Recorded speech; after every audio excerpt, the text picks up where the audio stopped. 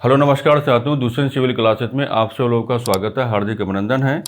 आज की इस कक्षा और चर्चा के माध्यम से हम भारतीय संविधान के 131 के अंदर की जो तमाम प्रकार की बातें हैं और भारतीय संविधान के आर्टिकल 131 को लेकर के जो आपको आए दिन नाना प्रकार के कन्फ्यूजन्स होते रहते हैं, उनको ज़रा डिस्कस करके चलेंगे और उन तमाम प्रकार की बातों का एक वास्तविक हल क्या है इस चर्चा के माध्यम से निकालेंगे। अभी हाल ही में किसी विद्यार्थी गण से की ओर से ही कहा गया है कि भारतीय संविधान के अनुच्छेद 131 को लेकर के तमाम प्रकार की दुविधाएं हमारे मन में रहती हैं और भारतीय संविधान का जो आर्टिकल 131 है ये आपके परीक्षाओं में लगातार कैलकुलेट भी होता रहता है। तो इसलिए मैंने सोचा, एक विचार किया कि भारतीय संविधान के आर्टिकल 131 का कंप्लीट पोस्टमार्टम हो जाए। भारतीय संविधान के आर्टिकल 131 को लेकर के जो तमाम प्रकार की जानकारियां आपके पास होनी चाहिए वो तमाम प्रकार की जानकारियां आपको देने का कार्य किया जाए।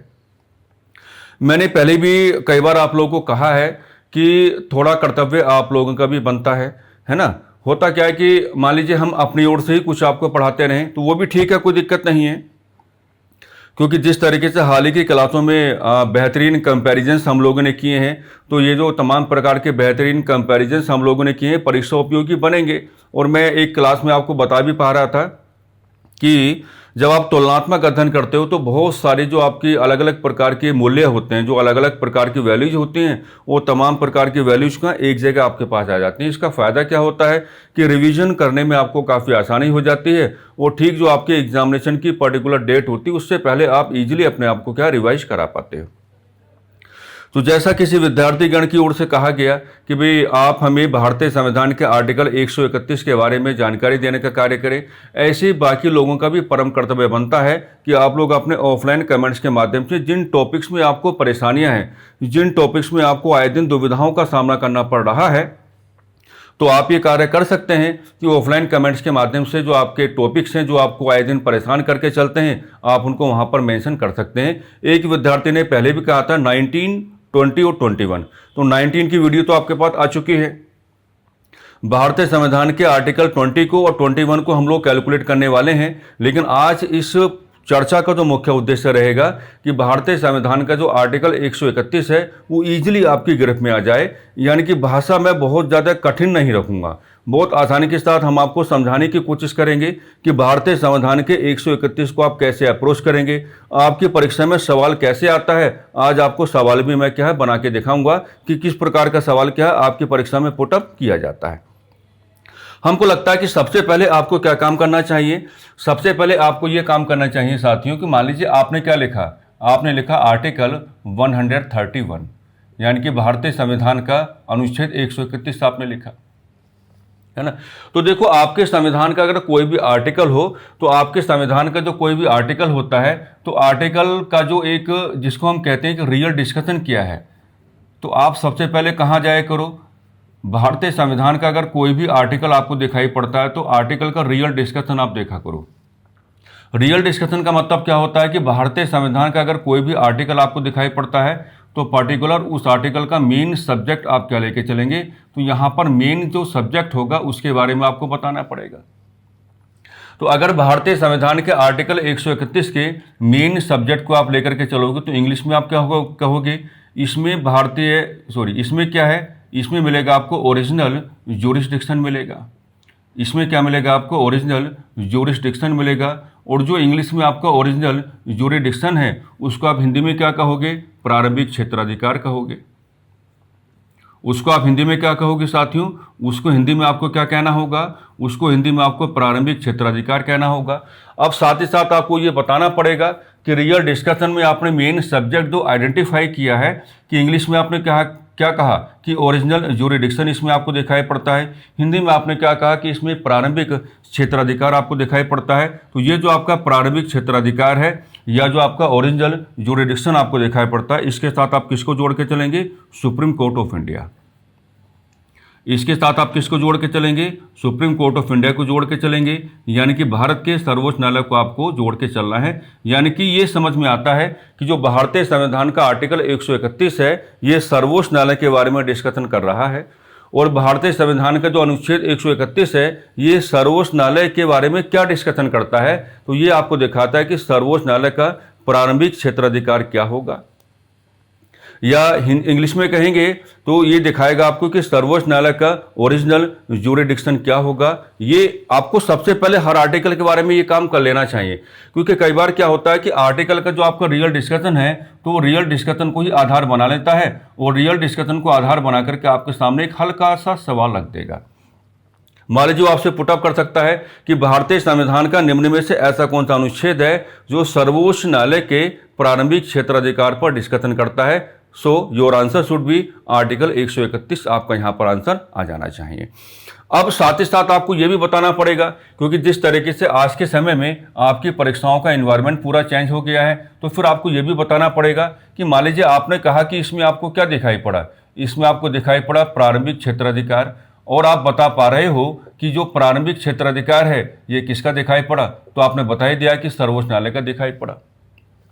तो कई बार साथियों ऐसा भी हो सकता है कि आपसे वो ये भी पुटअप कर सकता है कि यहाँ पर जो प्रारंभिक क्षेत्राधिकार है इसका अर्थ क्या होगा, यानी कि प्रारंभिक क्षेत्राधिकार का मीनिंग क्या होगा। आपको मीनिंग भी वहाँ पर क्या है बता के आना पड़ सकता है। इस प्रकार का ऑप्शन भी आपके सामने रखे जाएंगे, कंडीशन आपके सामने बनाई जाएंगी। ओके, तो देखो, अगर सर्वोच्च न्यायालय के प्रारंभिक क्षेत्राधिकार का अर्थ या मीनिंग आपको बताना हो तो आप बड़े प्यार से ऐसे बताएंगे कि इसमें प्रारंभिक क्षेत्राधिकार में ऐसे मामले हैं, प्रारंभिक क्षेत्राधिकार में क्या ऐसे मामले जिनके संदर्भ में, ऐसे मामले जिनके संदर्भ में सुप्रीम कोर्ट प्रत्यक्ष तौर पर सुनवाई करने का अधिकार रखता है। सुप्रीम कोर्ट प्रत्यक्ष तौर पर क्या है, सुनवाई करने का अधिकार रखता है। यानी कि अब आपको ये कहने का मौका मिल गया है कि अगर हम ये पढ़ने की बात करेंगे कि सर्वोच्च न्यायालय का जो प्रारंभिक क्षेत्राधिकार है उसका मीनिंग या उसका अर्थ क्या होगा, तो यहाँ पर आपको यही बता के चलना पड़ेगा कि सर्वोच्च न्यायालय का जो प्रारंभिक क्षेत्राधिकार है या सर्वोच्च न्यायालय का जो ओरिजिनल ज्यूरिडिक्शन है, इसमें हमें कुछ ऐसे मामलों को कैलकुलेट करके चलना पड़ेगा। ठीक है, इसमें हमें कुछ ऐसे मामलों को कैलकुलेट करना पड़ेगा जिन मामलों को आधार बना करके आपको अधीनस्थ न्यायालय की ओर जाने की आवश्यकता नहीं है, जिन मामलों को आधार बना करके आपको हाई कोर्ट की ओर जाने की आवश्यकता नहीं पड़ेगी। इसमें आपको ऐसे मामले मिल जाते हैं जिनको आधार बना करके आप सीधा ही सर्वोच्च न्यायालय का दरवाजा नोक कर पाएंगे और सर्वोच्च न्यायालय को अप्रोच कर पाएंगे। तो वही मैंने आपको लिख करके दिखाया कि अगर कभी इस सवाल का जवाब आपको देना पड़ जाए कि सर्वोच्च न्यायालय के प्रारंभिक क्षेत्राधिकार का अर्थ क्या है, कई बार ऐसे सवाल पनपते रहते हैं, तो सर्वोच्च न्यायालय का जो आपका प्रारंभिक क्षेत्राधिकार होगा तो उसमें आपको ये बता के चलना पड़ेगा कि सर्वोच्च न्यायालय में ऐसे, इसमें प्रारंभिक क्षेत्राधिकार में आपको ऐसे कुछ मामले, ऐसे कुछ अफेयर्स या मैटर्स आपको दिखाने पड़ेंगे जिनको आधार बना करके ना तो आपको अधीनस्थ न्यायालयों में जाने की आवश्यकता है और ना ही आपको क्या है हाई कोर्ट्स की ओर जाने की आवश्यकता है। आप चाहें तो आप सीधा क्या है, आप सीधा सर्वोच्च न्यायालय को क्या है अप्रोच कर सकते हैं, सीधा सर्वोच्च न्यायालय को अप्रोच कर सकते हैं। अब देखिए, मैंने हमेशा आपको सिखाया होगा कि चीज़ों को कभी रटते नहीं हैं। मैंने बार बार आपको समझाया होगा चीज़ों को कभी रटने की कोशिश नहीं करेंगे, चीज़ों को बड़े ठहराव के साथ पढ़ा करो, है ना। मैं हमेशा आप लोगों को संदेश देता रहता हूं, कभी भी पैनिक होने की आवश्यकता नहीं है। अगर कोई भी कंडीशन आपके सामने मान लीजिए किसी किताब के माध्यम से आती है या किसी क्लास के माध्यम से आती है तो जल्दबाजी करते हुए तुरंत पैनिक करने की आवश्यकता नहीं है। बड़े ठहराव के साथ ग्रेजुअली उन चीज़ों को अपना बनाने की कोशिश किया करो। मान लीजिए मैंने आपके सामने क्या लिखा, मैंने आपके सामने लिखा, इधर लिखा क्या सर्वोच्च न्यायालय, और आगे सर्वोच्च न्यायालय का मैंने क्या लिखा प्रारंभिक क्षेत्राधिकार, जिसको आपने इंग्लिश में क्या कहा था ओरिजिनल ज्यूरिसडिक्शन। तो अभी हमने सीखा है कि भाई जो प्रारंभिक क्षेत्राधिकार होगा तो प्रारंभिक क्षेत्राधिकार में ऐसे मामले होंगे जिनको आधार बना करके, देखो बार बार कई बार चीज़ों को रिपीट भी करना पड़ता है ताकि क्लास में याद हो जाए। इसमें ऐसे मामले होंगे जिनको आधार बना करके ना तो आपको अधीनस्थ न्यायालयों को अप्रोच करने की आवश्यकता पड़ेगी और ना ही आपको हाई कोर्ट्स को अप्रोच करने की आवश्यकता पड़ेगी। तो एक बात देखो, कॉन्सेप्ट बनाओ। कॉन्सेप्ट का मतलब क्या होगा कि प्रारंभिक क्षेत्राधिकार में जो मैटर्स आपको दिखाने हैं, जो आपका संविधान कहता है, या प्रारंभिक क्षेत्राधिकार में जो अफेयर्स आपको दिखाने हैं, जिनको आधार बना करके आप सीधा ही सर्वोच्च न्यायालय को अप्रोच कर सकते हैं। तो बस एक ही चीज़ याद रखो, इसमें आपको लेके चलना पड़ता है संघात्मक व्यवस्था। इसमें आपको लेके चलना पड़ता है संघात्मक व्यवस्था। अगर ये दिमाग में रह गया तो कहानी अच्छी बन जाएगी, आप सवाल को अप्रोच करने में परेशानी में नहीं फंसोगे। यानी कि जो भारत का फेडरल स्ट्रक्चर आपको दिखाई पड़ता है, जो भारत का फेडरल स्ट्रक्चर आपको दिखाई पड़ता है, आप केवल क्या करेंगे, फेडरल स्ट्रक्चर का कान पकड़ेंगे। और जैसे आप फेडरल स्ट्रक्चर का कान पकड़ेंगे तो ये जो आपके पर्टिकुलर मैटर्स हैं या जो आपके पर्टिकुलर अफेयर्स हैं, है ना, जिनको आधार बना करके भारतीय संविधान के अनुच्छेद 131 का सहारा लेकर के, है ना, सर्वोच्च न्यायालय के प्रारंभिक क्षेत्राधिकार को अपने साथ जोड़ते हुए आप सीधे ही सर्वोच्च न्यायालय को अप्रोच कर पाएंगे। तो केवल एक चीज ये याद रखनी है आपको कि इनमें केवल हमको क्या है, शुरुआत में संघात्मक व्यवस्था को ही कैलकुलेट करके चल रहे हैं। हालांकि जिन विद्यार्थी का कमेंट आया था, जिस समय मैंने कमेंट को देखा और उन्होंने कहा कि हमको आर्टिकल 131 को कैलकुलेट करने में परेशानियां उठानी पड़ती हैं, मैं तुरंत समझ गया था कि मामला क्या बना हुआ है, वस्तु स्थिति क्या बनी हुई है। तो आज भारतीय संविधान के अनुच्छेद 131 की एक अलग व्याख्या भी हम आपके सामने करेंगे। व्याख्या भी करनी पड़ेगी, तब जाकर के पूरा आर्टिकल आपके ग्रिप में क्या आ पाएगा। लेकिन शुरुआत में मान के चलो कि संघात्मक व्यवस्था को ही हमें आधार बनाना है। अच्छा, मैंने कई बार आपको पहले बताया होगा, तो ये कन्फ्यूजन आपके पास नहीं रहना चाहिए। देखिए, भारत की जो संघात्मक व्यवस्था है, बीच में आप क्या लेते हैं, सेंटर लेते हैं, और सेंटर के चारों ओर क्या है, स्टेट्स हैं, यानी कि राज्य रूपी क्या है, इकाइयाँ हैं। जैसे रफली हम ऐसे बना लेते हैं, राज्य रूपी क्या है, इकाइयाँ हैं। तो मैंने पहले भी आपको कई बार क्या है, सावधान करने की कोशिश की होगी कि भारत की संघात्मक व्यवस्था में बीच में जो आप केंद्र को लेकर चलते हैं और केंद्र के चारों ओर जो आप राज्य रूपी इकाइयों को लेकर के चलते हैं। तो मैंने पहले भी आपको सावधान करने की बात की होगी कि भारत की संघात्मक व्यवस्था में केंद्र और राज्य रूपी इकाइयों के मध्य जो शक्तियों का विभाजन आपको दिखाई पड़ता है, उसमें जो आपकी यूटीज हैं, यानी कि जो आपका केंद्र शासित प्रदेश है, उसको आप कैलकुलेट करके नहीं चलेंगे। ये बात यहाँ मैं जानबूझ के बता रहा हूँ, ये बात मैं यहाँ पे जानबूझ के बता रहा हूं, क्योंकि संघात्मक व्यवस्था के ऐसे कौन कौन से मामलों को आप उठा के चलोगे तो कई बार जो आपका एग्जामिनर है वो केंद्र शासित प्रदेशों को शामिल करवा लेता है आर्टिकल 131 में ही। तो आप शुरुआत में ही अपने आप को सावधान करके चलेंगे। जब आपको ये पता ही है कि भारत की संघात्मक व्यवस्था में केंद्र और राज्य रूपी इकाइयों के मध्य जो डिवीजन ऑफ पावर्स आपको दिखाई पड़ता है, उसमें यूटीज को शामिल नहीं किया गया है ना। तो अगर कहीं भी वो जो मैटर्स उठाने की बात करेगा या अफेयर्स उठाने की बात करेगा, तो अगर कहीं भी केंद्र शासित प्रदेश वो जोड़ने की बात करता है, तो बस वहीं पर क्या आ जाएगा, आपका एरर आ जाएगा। आपको अपने आप को इस रूप में सावधान करने की आवश्यकता होगी।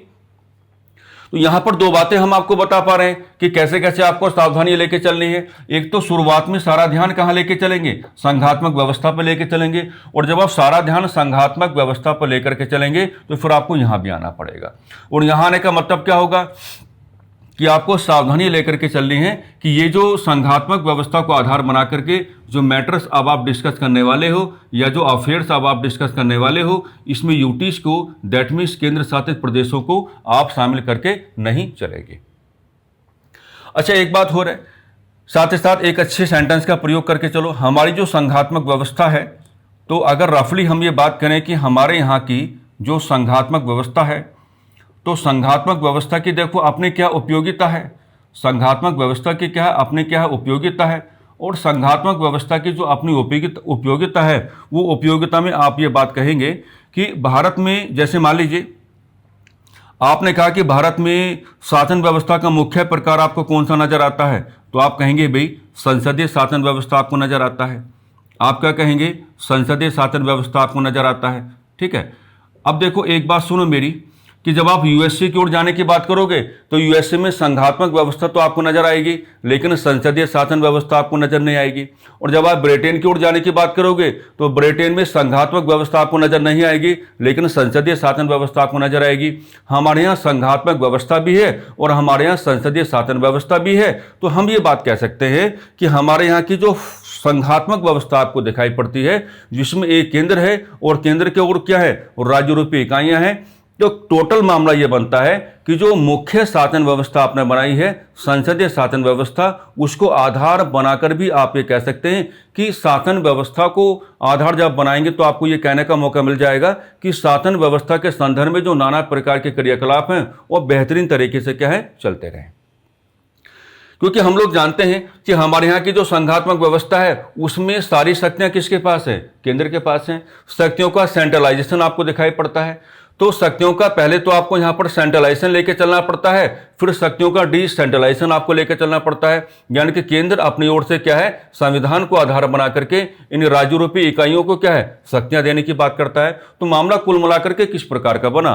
मामला कुल मिलाकर के इस प्रकार का बना कि भारत की जो मुख्य शासन व्यवस्था है, जिसको आपने संसदीय शासन व्यवस्था कहा, उसी के साथ आप संघात्मक व्यवस्था की उपयोगिता को जोड़ देंगे और ये कहने का मौका आपको मिल जाएगा कि सब कुछ क्या है, ठीक ठाक चलता रहे, सब कुछ बाय द बुक चलता रहे, है ना।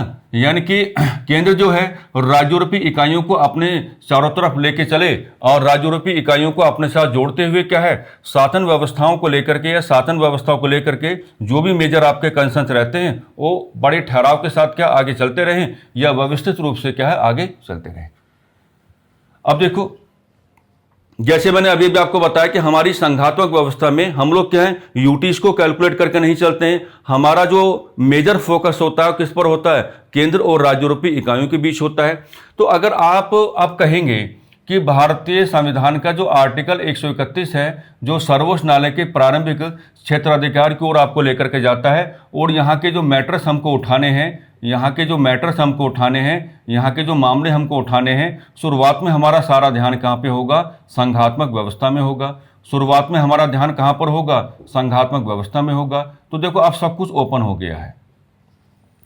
भारतीय संविधान का आर्टिकल 131 कहेगा कि भाई क्या है कि अगर ये जो मामले हैं यहाँ पर कैसे बनेंगे, तो संघात्मक व्यवस्था में एक और क्या है, एक और आपको केंद्र दिखाई पड़ता है। तो अब आप कहेंगे केंद्र और किसी राज्य के साथ कोई विवाद हो जाए, यूटीज को शामिल नहीं करेंगे, केंद्र और किसी राज्य के बीच में कोई विवाद हो जाए, या ऐसा भी हो सकता है कि एक तरफ केंद्र हो सकता है और एक तरफ क्या है, दो या दो से अधिक कितने भी राज्य आप बनाओ वो राज्य हो सकते हैं, इनके बीच क्या आ जाए, कोई विवाद पैदा हो जाए, इनके बीच क्या है, कोई विवाद पैदा हो जाए। अच्छा, आप ये भी तो कह सकते हैं कि एक तरफ कोई राज्य भी हो सकता है और उसके सामने भी क्या हो सकता है, और राज्य भी हो सकता है, इनके बीच क्या है, कोई विवाद पैदा हो जाए।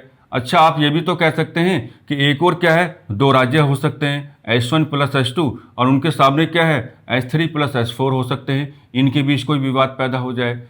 तो अगर आप भारतीय संविधान के आर्टिकल 131 के अकॉर्डिंग जो संघात्मक व्यवस्था के अंदर के मामले हैं, जब आप उनको कैलकुलेट करने की बात करोगे, तो देखो मैंने कहीं भी केंद्र शासित प्रदेश का जिक्र नहीं किया, और जैसे ही आपका एग्जामिनर केंद्र शासित प्रदेश का जिक्र करने की बात करेगा, बस आपको वहीं पर समझ जाना है कि भैया एरर आ गया, यहां पर हमको क्या अपने आप को सावधान करने की आवश्यकता है। क्योंकि मैं बार बार आपको बताने की कोशिश कर रहा हूं कि संघात्मक व्यवस्था में जो मेजर कैलकुलेशन है, specially on the lines of division of powers, वो केंद्र और राज्य रूपी इकाइयों के बीच में है। तो हम जो विवाद यहां पे आपको दिखाने हैं, उन विवादों में हम क्या है, ना तो केंद्र के साथ केंद्र शासित प्रदेशों को जोड़ सकते हैं और न ही राज्यों के साथ केंद्र शासित प्रदेशों को जोड़ सकते हैं। कहने का बढ़िया तरीका क्या होगा, एक और आपका केंद्र हो सकता है, सामने कोई एक राज्य भी हो सकता है, एक और आपका केंद्र हो सकता है, सामने के आपके दो राज्य भी हो सकते हैं। गुड। एक तरफ आपका एक राज्य हो सकता है, उसके सामने एक राज्य हो सकता है, वेरी गुड। एक तरफ दो राज्य हो सकते हैं और एक तरफ क्या, दो राज्य हो सकते हैं। इनके बीच अगर कोई भी विवाद पैदा होता है, तो आप भारतीय संविधान के अनुच्छेद 131 का सहारा लेते हुए, आप और हम नहीं, ये काम आपका और हमारा नहीं है, ये इनका काम है। ये संघात्मक व्यवस्था के अंदर का मेजर कंसर्न है ना। तो आर्टिकल 131 के अकॉर्डिंग आप और हम सर्वोच्च न्यायालय को अप्रोच नहीं करेंगे, ये लोग करेंगे, जिनके बारे में कहा गया है कि इनके बीच में अगर कोई भी डेडलॉक अराइज होता है, तो ये आर्टिकल 131 का रेफरेंस उठाते हुए डायरेक्टली किसको अप्रोच कर पाएंगे, सर्वोच्च न्यायालय को अप्रोच कर पाएंगे। लेकिन एक बात जरूर याद रखना, हमने आपको सावधानियां दे दी हैं। पहली सावधानी क्या दी है कि आप इसमें यूटीज को शामिल करके नहीं चलेंगे। पहली सावधानी क्या दी गई है आपको, आप इसमें यूटीज को शामिल नहीं करके चलेंगे। मेरे प्यारे साथियों, दूसरी सावधानी आपको लेकर चलनी है कि ये जो आपके विवाद हैं, यहां फंसाएगा आपको वो, ये जो आपके विवाद हैं ये राजनीतिक नहीं होने चाहिए। ये जो आपके विवाद है, इनका करैक्टर पॉलिटिकल नहीं होना चाहिए। अगर इनका करैक्टर पॉलिटिकल है तो ये लोग क्या है, भारतीय संविधान के आर्टिकल 131 को सहारा बना करके सर्वोच्च न्यायालय को अप्रोच नहीं कर पाएंगे। यहां आपका एग्जामिनर आपको फंसाएगा। फिर क्या होना चाहिए, तो नंबर 3 पर आप कहेंगे कि ये जो विवाद हैं, इन विवादों का करैक्टर कैसा हो, इन विवादों का करैक्टर कैसा हो भैया जी, संवैधानिक हो। इन विवादों का करैक्टर कैसा हो तो आप कहेंगे संवैधानिक हो। अब संवैधानिक होने का मतलब क्या होगा कि जिस प्रकार से भारतीय संविधान ने 7वीं अनुसूची के माध्यम से केंद्र और राज्य रूपी इकाइयों के मध्य शक्तियों का विभाजन किया है, अगर उन शक्तियों के प्रयोग करने की स्थिति में, अगर उन शक्तियों का प्रयोग करने के धरातल में इनके मध्य विवाद पैदा होते हैं, तो तब आप उन विवादों को आधार बना करके ये लोग क्या करेंगे, भारतीय संविधान के आर्टिकल 131 का सहारा बनाएंगे उसको अपना, और सीधे क्या है, सर्वोच्च न्यायालय को अप्रोच कर पाएंगे। ये 3 जो सावधानियां हम आपको दिखा रहे हैं, ये आपको परीक्षा में परेशान करती हैं। केंद्र शासित प्रदेश का कोई कंसर्न आप लेके नहीं चलेंगे। जो विवाद हमने आपको दिखाया, इन विवादों का करैक्टर क्या होना चाहिए, राजनीतिक होना नहीं होना चाहिए। इन विवादों का करैक्टर कैसा होना चाहिए, संवैधानिक होना चाहिए, संवैधानिक होना चाहिए। तो बात को आप लोग समझो। यहां आपको फंसाएगा, यहां आपको बड़े प्यार के साथ क्या है वो कंफ्यूज करने की कोशिश करेगा। तो अगर मान लीजिए आपने कोई चीज पढ़ी है और पढ़ने के बाद भी अगर उसमें कोई शंका है, कोई डाउट है, तो फिर ग्रेविटी बन जाती है। इसलिए मैं बड़ी सावधानी से इस आर्टिकल को आपके सामने क्या है रखने की बात कर रहा हूं। बहुत सावधानी से मैंने जो विवाद आप दिखाएंगे, मैं फिर आपको रिपीट कर रहा हूं, विवादों में साथियों यूटीज को शामिल करके नहीं चलेंगे। विवाद जो है उसका जो करैक्टर है वो पॉलिटिकल नहीं होना चाहिए। विवादों का करैक्टर कैसा होना चाहिए, संवैधानिक, दैट मीन्स कॉन्स्टिट्यूशन होना चाहिए। ओके, अब देखो ये मामला क्या है। अगर आप भारतीय संविधान के आर्टिकल 131 को उठाने की बात करेंगे तो bare act, that means duplicate copy of the Indian constitution, वो इतना ही डिस्कशन आपके सामने रखता है। जो डिस्कशन अभी तक हमने आपके सामने रखा है वो इतना ही डिस्कशन के आपके सामने रखेगा। अब क्योंकि हमें तो एग्जामिनेशन ओरिएंटेड वैल्यूज को यहां पे कैलकुलेट करके चलना है, और मैंने बताया कि जिस विद्यार्थी ने ये कमेंट करके बताया कि आर्टिकल 131 को हमारे सामने आप प्रस्तुत करेंगे, आपको करना चाहिए क्योंकि ये परेशान करता है, तो उसकी वेरी डीप कैलकुलेशन भी तो आपको करनी पड़ेगी। अगर इतना ही बताना होता तो फिर बात क्या है। अब देखो, अब मैंने कहा कि मेन आधार आपका क्या रहना चाहिए, भाई मेन आधार आपका संघात्मक व्यवस्था ही रहना चाहिए। मेन आधार आपका क्या रहना चाहिए, मेन आधार आपका संघात्मक व्यवस्था ही रहना चाहिए। तो क्या अब आपको यह कहने की आवश्यकता नहीं है कि जब हम संघात्मक व्यवस्था को आधार बना रहे हैं तो अगर 7th शेड्यूल, कुछ नया कहो, बदल के कहो, मतलब कि 7th schedule of the Indian constitution, 7th schedule of the Indian constitution अगर साथियों भारतीय संविधान की 7वीं अनुसूची से, है ना, संबंधित अगर कोई भी डेडलॉक है, अगर कोई भी क्या विवाद है, कोई भी विवाद है, तो चाहे केंद्र हो, चाहे क्या हो आपके राज्य रूपी इकाइयां हो, चाहे केंद्र हो चाहे कौन हो, राज्य रूपी इकाइयां हो, ये भारतीय संविधान के आर्टिकल 131 का सहारा लेते हुए ये किसको अप्रोच करने का अधिकार रखते हैं। तो ये किसको अप्रोच करने का अधिकार रखते हैं, तो आप बड़े प्यार के साथ कहेंगे सुप्रीम कोर्ट को। वो बदल के कह देगा, वो बदल के कह देगा, क्योंकि मैंने इसलिए थोड़ी देर पहले बोला था कि भारतीय संविधान की 7वीं अनुसूची ही जो संघात्मक व्यवस्था को अच्छे से डिफाइन करके चलती है। भारतीय संविधान के 7th शेड्यूल के माध्यम से बताया गया है कि 7वीं अनुसूची जो है कि भाई केंद्र और राज्य रूपी इकाइयों के मध्य शक्तियों के विभाजन के पैमाने क्या होंगे, पैरामीटर्स क्या होंगे, किस तरीके से शक्तियों का विभाजन होगा। तो बदल के भी कह सकता है। एक तरीका पुराना वाला जो मैंने अभी आपको बताया था, अगर उसका मन करेगा तो उस 7वीं अनुसूची को आधार बनाकर भी क्या है आपके सामने सवाल रख देगा। तो आपको 7वीं अनुसूची को आधार बना के भी अपना व्यवहार करना पड़ेगा। यानी कि 7वीं अनुसूची का संबंध भी किसके साथ है, संघात्मक व्यवस्था के साथ है। और अगर संघात्मक व्यवस्था के साथ है तो आपको कहने का मौका मिल गया है कि 7वीं अनुसूची से संबंधित अगर कोई भी विवाद पैदा होता है केंद्र और राज्यों के बीच, राज्य राज्यों के बीच, तो फिर आप कहेंगे कि इनको अधिकार है भारतीय संविधान के आर्टिकल 131 का रेफरेंस लेने का और सीधा किसको अप्रोच करने का, सर्वोच्च न्यायालय को। अब आपने देखा होगा एक आर्टिकल आपके सामने आता है, एक आर्टिकल आपके सामने आता है जिसको हम कहते हैं आर्टिकल 71। बड़े प्यार से इस बात को समझना, मैंने कहा था ना कि कुछ व्याख्याएं करके आपको हम दिखाएंगे।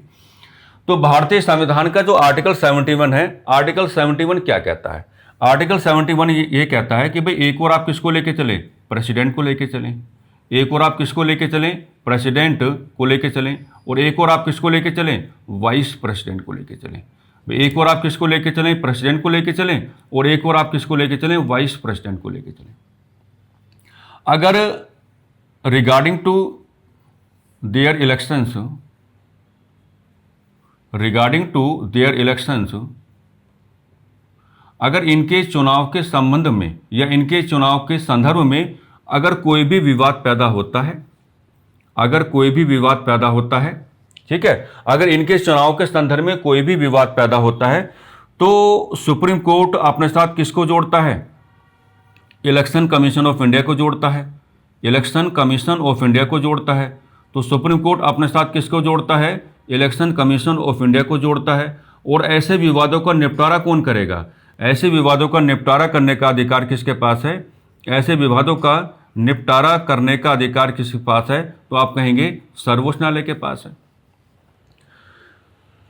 तो ये भी तो संघात्मक व्यवस्था का ही मामला है, क्योंकि आप जान पा रहे होंगे कि मामला चाहे राष्ट्रपति का हो या मामला चाहे किसका हो, वाइस प्रेसिडेंट का हो, है ना। चलो वाइस प्रेसिडेंट को तो खैर एक तरीके से हम हटा भी सकते हैं, लेकिन हम हटाएंगे नहीं, क्योंकि नहीं हटाएंगे इसका मतलब क्या है ना। पहले समझ लो कि प्रेसिडेंट के जब आप निर्वाचक मंडल को कैलकुलेट करने की बात करते हैं, जब आप भारतीय राष्ट्रपति के इलेक्टोरल कॉलेज को कैलकुलेट करने की बात करते हैं, तो उसमें आप पाते हैं कि राज्य विधानसभाओं के निर्वाचित सदस्य भी शामिल होते हैं, क्योंकि उसमें राज्यरूपी इकाइयों को आप लोग कैलकुलेट करने की बात कर रहे हैं। उसमें क्या आप राज्यरूपी इकाइयों को कैलकुलेट करने की बात कर रहे हैं, तो मामला किसका बनेगा, संघात्मक व्यवस्था का बनेगा। अब देखो, वाइस प्रेसिडेंट का जो आपका निर्वाचक मंडल होता है, जो आपका इलेक्टोरल कॉलेज होता है, भले ही उसमें राज्य विधानसभाओं को आप शामिल करके नहीं चलेंगे, लेकिन वाइस प्रेसिडेंट क्या है, ex officio chairman of the Rajya Sabha. और राज्यसभा के क्या होते हैं, पदेन सभापति होते हैं। और राज्यसभा केंद्रीय विधायिका में किसको रिप्रेजेंट करने का काम करती है, राज्यरूपी इकाइयों को रिप्रेजेंट करने का काम करती है। इसलिए आप देखते हैं कि भारतीय संविधान का जो आर्टिकल 71 है, वो केवल राष्ट्रपति के चुनावों से संबंधित विवादों को ही कैलकुलेट नहीं करता है, वो साथ ही साथ ये भी कहता है कि मामला चाहे राष्ट्रपति का हो या मामला चाहे उपराष्ट्रपति का हो, अगर चुनाव से संबंधित कोई विवाद पैदा हुआ है तो इनके निर्वाचक मंडल के अंदर के जो मेंबर्स हैं वो चाहे तो आर्टिकल 71 का रेफरेंस ले सकते हैं। और अगर वो आर्टिकल 71 का रेफरेंस लेंगे तो उन्हें अधीनस्थ न्यायालयों की ओर जाने की आवश्यकता नहीं पड़ेगी, उन्हें हाई कोर्ट्स की ओर जाने की आवश्यकता नहीं पड़ेगी, वो सीधे ही सर्वोच्च न्यायालय को अप्रोच कर पाएंगे। तो यहां भी सर्वोच्च न्यायालय को आप प्रत्यक्ष तौर पर अप्रोच कर पा रहे हो। और ये मामला भी किसका बनेगा, एक तरीके से ये मामला भी सर्वोच्च न्यायालय के प्रारंभिक क्षेत्राधिकार का ही बनेगा। हालांकि यहां ये जोड़ के दिखाया जाता है कि भी सर्वोच्च न्यायालय क्या है, इलेक्शन कमीशन ऑफ इंडिया को अपने साथ जोड़ेंगे और मामलों का क्या करेंगे, निपटारा करेंगे। और साथ ही साथ आपने ये भी पढ़ा होगा, ऐसे मामले में सर्वोच्च न्यायालय जो भी डिसीजन देने की बात करते हैं वो डिसीजन अपने आप में क्या होता है, फाइनल होता है, यानी कि फर्दर आप उसको किसी भी प्रकार का कोई चैलेंज देने का काम नहीं करेंगे। तो आर्टिकल 71 के अंदर की जो कैलकुलेशन है वो भी संघात्मक व्यवस्था के साथ ही अपना संबंध जोड़ के चलती है। हालांकि राष्ट्रपति के बारे में तो आप ओपन वे में डिस्कस कर पाओगे राष्ट्रपति के निर्वाचक मंडल को आधार बनाते हुए, क्योंकि राष्ट्रपति के निर्वाचक मंडल में राज्य रूपी इकाइयों को भी शामिल किया जाता है, यानी कि राज्य विधानसभाओं के जो आपके निर्वाचित सदस्य होते हैं उनको शामिल किया जाता है। मैंने अभी भी आपको बताया। लेकिन भले ही वाइस प्रेसिडेंट का जो आपका निर्वाचक मंडल है उसमें राज्य विधानसभाओं को शामिल नहीं किया जाता है, लेकिन फिर आपको नई बात कहने का मौका मिल रहा है ना कि जो उपराष्ट्रपति हैं वो राज्यसभा के पदेन सभापति हैं और केंद्रीय विधायिका में जो राज्यसभा है वो राज्य रूपी इकाइयों का ही प्रतिनिधित्व करने का काम करती है। तो मामला यहां भी कहने की किसका जुड़ जाता है, फेडरल स्ट्रक्चर या संघात्मक व्यवस्था का जुड़ जाता है। तो आज की बात हमेशा याद रखेंगे कि वो इनडायरेक्ट वे में भी क्या है, आपको कैलकुलेट करवा सकता है, वो दूर की यात्राएं भी आपसे करवा सकता है। तो एक तरीके तो शुरुआत में हमने आपको बताया, बदल के वो क्या है, भारतीय संविधान की 7वीं अनुसूची का संदर्भ भी ले सकता है। तो 7वीं अनुसूची का संदर्भ अगर लेगा तो उसको भी क्या है, आप सर्वोच्च न्यायालय के प्रारंभिक क्षेत्राधिकार में ही शामिल करके चलेंगे। और आर्टिकल 71 के अंदर की जो कंप्लीट कैलकुलेशन है वो भी कहां पर है, वो भी अपना जुड़ाव कहीं ना कहीं संघात्मक व्यवस्था के साथ लेके चलती है। क्योंकि अगर ये अपना जुड़ाव संघात्मक व्यवस्था के साथ लेके चलती है तो आर्टिकल 71 को भी आज के बाद आप कहां शामिल करेंगे, सर्वोच्च न्यायालय के प्रारंभिक क्षेत्राधिकार में। ठीक है, तो देखो मामला तो रह जाता है। अगर आपके पास अप्रोच है, अगर आप चीज़ों को अच्छे से कैलकुलेट कर पा रहे हो, तो परीक्षा पहली बार में आपकी ग्रिप में आ जाएगा, है ना। और मान लीजिए अगर आप बहुत सीधा व्यवहार करने की कोशिश करोगे, जैसा आजकल हम लोग बन ही रहे हैं, है ना, हम लोग थोड़ा टू द पॉइंट ज़्यादा व्यवहार करते हैं, स्ट्रेट फॉरवर्ड ज़्यादा व्यवहार करते हैं, तो विद्यार्थी को टू द पॉइंट व्यवहार नहीं करना चाहिए, स्ट्रेट फॉरवर्ड व्यवहार नहीं करना चाहिए। विद्यार्थी का परम कर्तव्य ये बन जाता है कि भाई, जैसे मैंने एक चर्चा के माध्यम से आपको बताया था कि अगर मान लीजिए आज आपको केवल आर्टिकल 131 से पढ़ना हो, तो आप आर्टिकल 131 के साथ ही रहो। आर्टिकल 131 को बार बार पढ़ो, उसको अपने माइंड में थोड़ा ऑब्जर्व करो, उस पर लिखने की बात करो, तो जब ये व्यवहार आप करने लगोगे तो सारी चीजें आपकी ग्रिप में आ जाएंगी, है ना। यानी कि 3 प्रकार के तरीके हम आपको बता चुके हैं कि सर्वोच्च न्यायालय के प्रारंभिक क्षेत्राधिकार में जो मैटर्स हैं, जो मामले हैं, आप उनको किस प्रकार से अप्रोच करने की बात करोगे। अब हम उस पर आते हैं जो बिल्कुल आपको पता होना चाहिए। मैं फिर वही कहूंगा, हम तुरंत समझ गए थे, जैसे ये कमेंट आया था हम तुरंत समझ गए थे कि संबंधित विद्यार्थी को परेशानी कहां पर है, या संबंधित विद्यार्थी की जिज्ञासा कहां पर है ना। अब आप देखेंगे कि जब सर्वोच्च न्यायालय के क्षेत्राधिकार को कैलकुलेट कराया जाता है, यानी कि सर्वोच्च न्यायालय के जो क्षेत्राधिकार होते हैं, तो सर्वोच्च न्यायालय के क्षेत्राधिकार अलग अलग प्रकार से आपके सामने आते हैं। जैसे प्रारंभिक क्षेत्राधिकार आपके पास आता है, ठीक है, जैसे अपीलीय क्षेत्राधिकार आपके पास आता है, जैसे सलाहकारी क्षेत्राधिकार आपके पास आता है, जैसे रिट जारी करने का क्षेत्राधिकार आपके पास आता है। आर्टिकल 131 सर्वोच्च न्यायालय के प्रारंभिक क्षेत्राधिकार को डिफाइन करता है। आर्टिकल 132 से लेकर के 134 के बीच की जो कैलकुलेशन है, वो सर्वोच्च न्यायालय के अपीलीय क्षेत्राधिकार को डिफाइन करने का प्रयास करता है। दैट मीन्स एपीलिएट ज्यूरिडिक्शन आप उसको कहते हैं। भारतीय संविधान का जो आर्टिकल 143 है, 143 जो ऑलरेडी हम आपको पढ़ा चुके हैं, वो सर्वोच्च न्यायालय के सलाहकारी क्षेत्राधिकार को डिफाइन करने की बात करता है। और भारतीय संविधान का जो आर्टिकल 32 है, वो सर्वोच्च न्यायालय के रिट जारी करने का जो क्षेत्राधिकार है, उसको डिफाइन करने की बात करता है। हम आज आपको नई बात बताते हैं, और ये जरूरी है, क्योंकि भाई सामने वाले का तो कोई भरोसा है नहीं, वो कब कैसे किस प्रकार का सवाल आपके सामने बना के रख दे। तो सामने वाले का हमें इंतजार क्यों करना, हम तो अपनी चर्चा करेंगे, हम तो अपनी बातें करेंगे। तो आप एक बात देखो, मुझे आपको यहां पर यह बताना है कि एक और मान लीजिए आपने क्या लिया, आर्टिकल 131 लिया, एक और आपने क्या लिया, मान लीजिए आर्टिकल 131 आपने लिया, और एक और आपने क्या लिया, मान लीजिए आर्टिकल 32 आपने लिया। तो मुझे आपको यहां पे बताना है कि क्या कोई ऐसी कंडीशन पैदा हो सकती है कि आर्टिकल 32 जो है, ये आर्टिकल 131 को क्या कर दे, ओवरलैप कर दे। क्या कर दे, ओवरलैप कर दे। या आर्टिकल 32 आर्टिकल 131 पर क्या ले आए, शैडो ले आए, शैडो ले आए। या आप इसको बदल के ऐसे भी कह सकते हैं कि क्या कोई ऐसी कंडीशन पैदा हो सकती है कि आर्टिकल 32 जो है आर्टिकल 131 पर क्या है, अपना प्रभाव ले आए, अपना प्रभाव ले आए। बिल्कुल बिल्कुल आपको ये बात कह देनी चाहिए। वजह क्या है, वजह यह है कि हम ये पढ़ते हैं कि हमारे यहाँ पर जो फंडामेंटल राइट्स की व्यवस्था आपको दिखाई पड़ती है, हमारे यहाँ पर जो फंडामेंटल राइट्स की व्यवस्था आपको दिखाई पड़ती है, यानी कि हमारे यहाँ पर जो मौलिक अधिकारों की व्यवस्था आपको दिखाई पड़ती है। तो आप कहते हैं कि मौलिक अधिकारों का करैक्टर क्या होता है, सकारात्मक भी होता है, नकारात्मक भी होता है। भाई मौलिक अधिकारों को चरित्र सकारात्मक इस नाते कि by the any action of state and by the any action of any individual.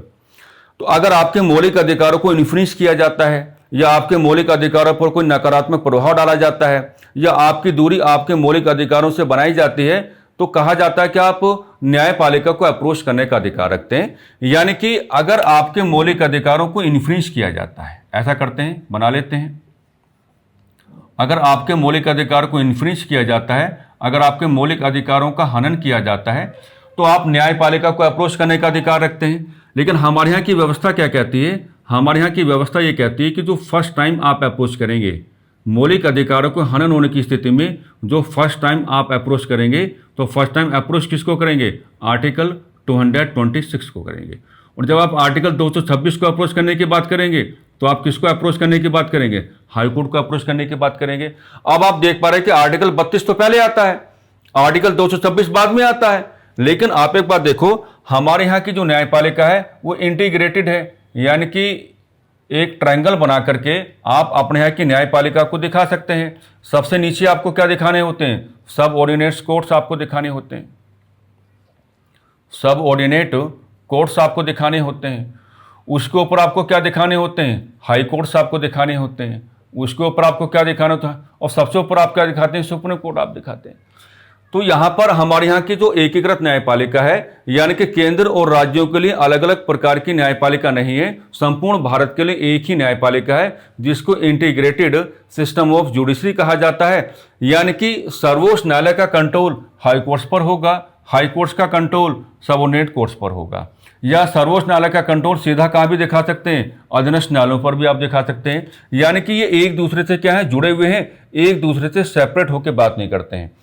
तो हम न्यायपालिका को जो अप्रोच करने की बात करते हैं, हमारा पैटर्न ये होता है, हम नीचे से क्या ऊपर की ओर जाते हैं। जनरली हम सबसे पहले क्या अधीनस्थ न्यायालय को अप्रोच करते हैं, वहां से न्याय नहीं मिलता तो हाई कोर्ट को अप्रोच करते हैं, वहां से न्याय नहीं मिलता तो किसको अप्रोच करते हैं? सर्वोच्च न्यायालय को अप्रोच करने की बात करते हैं। तो यहां जो बताया जाता है कि अगर आपके मौलिक अधिकार को हनन किया जाता है तो आर्टिकल 32 भले ही संविधान में पहले आ रहा हो, लेकिन आपको न्यायपालिका का जो एक हायरार्की सिस्टम है, हायरार्की सिस्टम के अकॉर्डिंग क्या आपको अपनी कैलकुलेशन करके चलनी पड़ेंगी।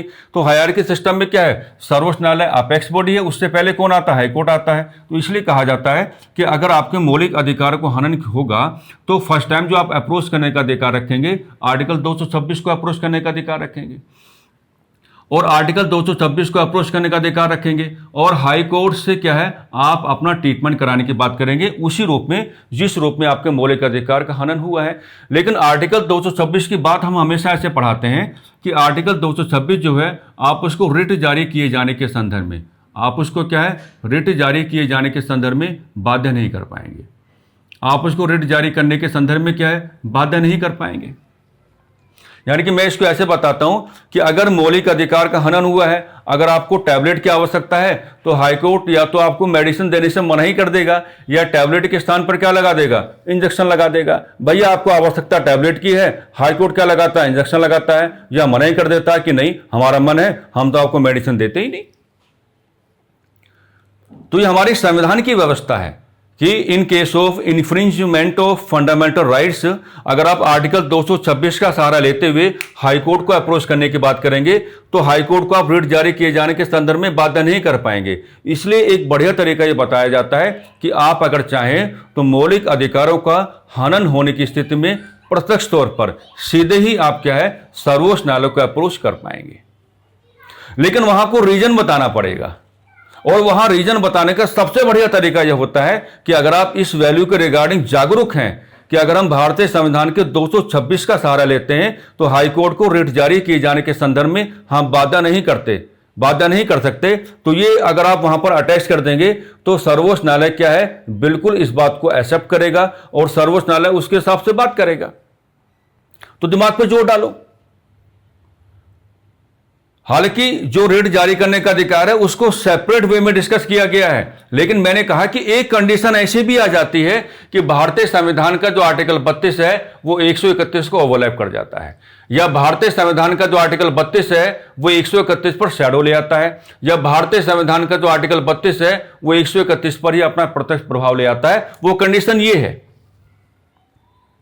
कि अगर आप ये जान पा रहे हैं कि अगर हम मौलिक अधिकार के हनन होने की स्थिति में हाईकोर्ट को अप्रोच करने की बात करेंगे तो हाईकोर्ट हमारा प्रॉपर ट्रीटमेंट नहीं करेगा, हाईकोर्ट बहाना बनाने की बात करेगा। रिट जारी किए जाने के संदर्भ में हम हाईकोर्ट को बाध्य नहीं कर सकते। अगर हमको नीड मेडिसिन की है, टैबलेट की है, तो हमें इंजेक्शन लगाने की बात कर रहा है। मतलब क्या है कि कुल मिलाकर के मौलिक अधिकार के हनन होने की स्थिति में अगर आप 226 का सहारा ले सकते हैं तो गारंटी नहीं है कि आपका ट्रीटमेंट होगा, कोई गारंटी नहीं है।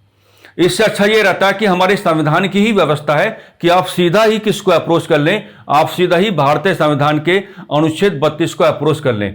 और जब आप सीधा ही भारतीय संविधान के अनुच्छेद 32 को अप्रोच करने की बात करेंगे तो यहां पे सीधा ही अप्रोच करने की बात आ रही है, तो ये मामला भी क्या है? ये वो कंडीशन है, ये हमारे संविधान में लिखा हुआ नहीं है।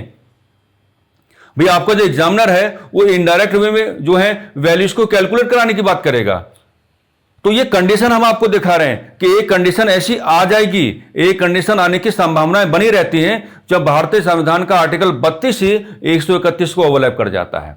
या भारतीय संविधान का आर्टिकल 32 से 131 पर अपनी शैडो ले आता है, या भारतीय संविधान का आर्टिकल 32 से 131 पर अपना प्रभाव बना लेता है और 131 को किनारे कर देता है और कहता है कि भैया हम अगर 226 के तहत कोई मामला ये बना हुआ है कि कोई व्यक्ति हमको ये बता रहा है कि भाई हाईकोर्ट हमारा प्रॉपर ट्रीटमेंट करने की बात नहीं करेगा, तो फिर 32 कहेगा कि आ जाओ हमारे पास, प्रत्यक्ष तौर पर आ जाओ। तो ये वो कंडीशन मैंने आपको दिखाई है। इस कंडीशन को भी आप क्या अपने साथ लेकर के चलेंगे। वाकई में ये कंडीशन है। इस कंडीशन में आप इसको ऐसे ही कैलकुलेट करने की बात करेंगे कि यहां भारतीय संविधान का आर्टिकल 32 131 को ओवरलैप करने की बात कर रहा है, उस पर अपना शैडो लाने की बात कर रहा है, उस पर अपना प्रभाव लाने की बात कर रहा है, तो इनडायरेक्ट वे में ही सही, अप्रत्यक्ष तौर पर ही सही। लेकिन यहां पर भारतीय संविधान का आर्टिकल 131 जो है ये थोड़ा किनारे हो जाता है और आर्टिकल 32 ही क्या कहने लगता है कि भाई ये मामला भी क्या है, ये मामला भी क्योंकि प्रत्यक्ष तौर पर सर्वोच्च न्यायालय को अप्रोच करने की बात है, तो अगर आप इसे प्रत्यक्ष तौर पर ना कहें, अप्रत्यक्ष तौर पर ही सही, लेकिन इसे भी चाहें तो आप सर्वोच्च न्यायालय के प्रारंभिक क्षेत्राधिकार के साथ जोड़ सकते हैं। मेरी लाइनों को ध्यान से सुनना, मैंने जुड़ा प्रत्यक्ष तौर पर नहीं किया है, मैंने कंडीशन दिखाई है और मैंने जानबूझ के इस प्रकार की जो टर्मिनोलॉजीज हैं आपके सामने इस्तेमाल की हैं कि ओवरलैप करने की एक कंडीशन है 131 को, शैडो लाने की कंडीशन है 131 को, या प्रभाव लाने की कंडीशन है 131 को। मैं कोई प्रत्यक्ष जुड़ाव करके नहीं चल रहा हूं, लेकिन अगर आप इसको क्लोजली ऑब्जर्व करने की बात करेंगे तो इसमें सेंटेंस बाद में क्या जोड़ता है कि अगर आप चाहें तो आप प्रत्यक्ष तौर पर सर्वोच्च न्यायालय को अप्रोच कर सकते हैं। तो कहने का मतलब यह हुआ कि निष्कर्ष इस चर्चा से यह निकला, इस वाली से, कि अप्रत्यक्ष तौर पर ही सही। लेकिन अगर आप 226 का सहारा नहीं लेना चाहते, अगर आप सीधा आर्टिकल 32 के तहत मौलिक अधिकारों को हनन होने की स्थिति में सर्वोच्च न्यायालय को अप्रोच करना चाहते हैं, तो ये मामला भी क्या है, अप्रत्यक्ष तौर पर भारतीय संविधान के प्रारंभिक क्षेत्राधिकार में शामिल हो जाता है। हाँ, जनरल कंडीशन में आपको कहना पड़ेगा कि ऋण जारी करने का अधिकार अलग है और प्रारंभिक क्षेत्राधिकार जो है सर्वोच्च न्यायालय का अलग है, लेकिन ये ओवरलैप करने वाली कंडीशन भी पैदा हो जाती है। और जब ये ओवरलैप करने वाली कंडीशन पैदा हो जाती है तो फिर आपको यहाँ पे कहना पड़ेगा कि अप्रत्यक्ष तौर पर ही सही सर्वोच्च न्यायालय के प्रारंभिक क्षेत्राधिकार में एक परिवर्तन हो जाता है और भारतीय संविधान का अनुच्छेद 32 131 को ओवरलैप कर जाता है। तो अगर इतना आप भारतीय संविधान के आर्टिकल 131 में पढ़ पाते हो, इनको अगर समझ पाते हो, तो फिर आपको भारतीय संविधान के आर्टिकल 131 को अप्रोच किए जाने के कॉन्टेक्स्ट में संभवतः किसी परेशानी का सामना आपको नहीं करना पड़ेगा। जो जो बातें आपके पास आ जानी चाहिए, जो जो बातें आपके ग्रिप में होनी चाहिए, उन तमाम प्रकार की बातों को बड़े ठहराव के साथ मैंने आपके सामने रख दिया है। अगर ओवरलैप वाली कंडीशन में कोई भी डाउट आपको रहता है, कोई भी परेशानी अगर आपको रहती है, तो आप ऑफलाइन कमेंट करने का अधिकार रखते हैं। वहां पर आप कमेंट करेंगे, हम अपने हिसाब से उस मामले को वहीं पर क्या है सॉर्ट आउट करने का पूरा प्रयास करेंगे। बहरहाल जो कुछ आपको सिखाया गया है, जो कुछ आपके सामने रखा गया है, इन तमाम प्रकार की चीज़ों को पहले तो आप क्लोजली ऑब्जर्व करने की बात करेंगे, ठहराव के साथ इनको अपने साथ जोड़ने की बात करेंगे, और हम उम्मीद ये करके चलेंगे कि आपको परेशानी का भाव नहीं रहेगा, क्योंकि जो मामले जिस तरीके से आपके पास आने चाहिए या जो दूर की यात्राएं आपको करनी चाहिए, वो तमाम प्रकार के मामले और दूर की यात्राएं हमने आपको क्या करवा दी हैं। ठीक है, तो बस इन्हीं सकारात्मक शब्दावलियों के साथ हम इस चर्चा को विराम देना चाहेंगे। लगातार मेहनत करते रहो, पढ़ते रहो, प्यार से परीक्षा की तैयारी करते रहो। वो समय दूर नहीं कि जब आपका सिलेक्शन आपके ग्रुप में होगा। नमस्कार, धन्यवाद।